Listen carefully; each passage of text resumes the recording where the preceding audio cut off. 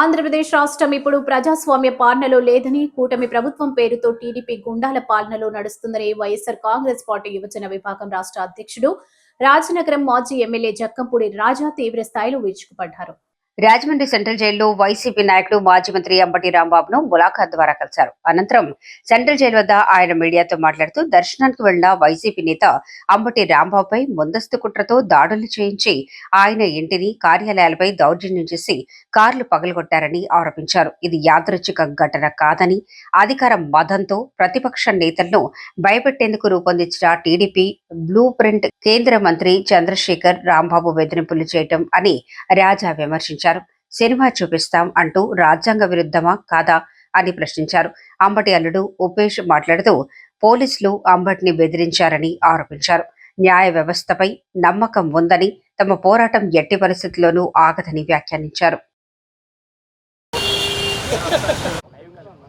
అంబటి రాంబాబు గారిని లోపలికి వెళ్ళి ఆయనతో కలిసి మాట్లాడినప్పుడు రాజా, చంద్రబాబు నాయుడు గారు కేవలం ఏదో రకంగా మన యొక్క ఆత్మస్థైర్యాన్ని దెబ్బతీయాలనేటువంటి ఉద్దేశంతోనే ఈ రకంగా మన వాళ్ళ మీద ఈ కేసులు పెట్టి మిథున్ రెడ్డి గారిని కావచ్చు, లేక చెవిరెడ్డి భాస్కర్ రెడ్డి గారిని కావచ్చు, అట్లా చెప్పుకుంటూ వెళ్తే జోగి రమేష్ అన్న కావచ్చు, ఇట్లా చాలామందిని కేసులు పెట్టి ఏదో రకంగా ఇబ్బందికి పెడితే వారు వెనక్కి తగ్గుతారనేటువంటి ఆలోచనతో వెళ్తూ ఉన్నారు.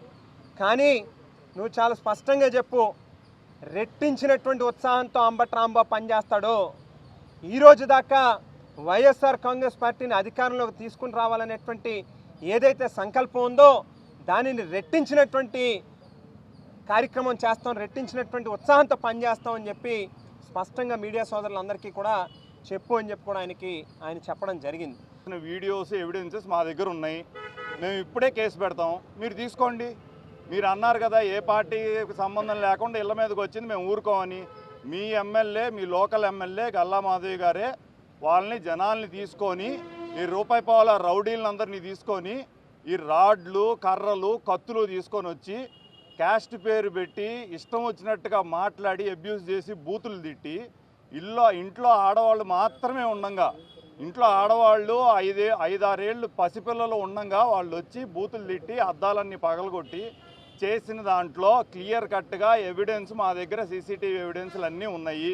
గల్లా మాధవి గారు వాళ్ళ హస్బెండ్ కూడా ఇన్వాల్వ్ అయి ఉన్నారు. మిగతా వాళ్ళందరూ ఎవరైనా పక్కన పెట్టండి. అసలు వాళ్ళు ప్రవోక్ చేశారు కదా, వాళ్ళు అక్కడ ఉన్నారు, ఆ ఇన్సిడెంట్లో వాళ్ళు ఉన్నారు.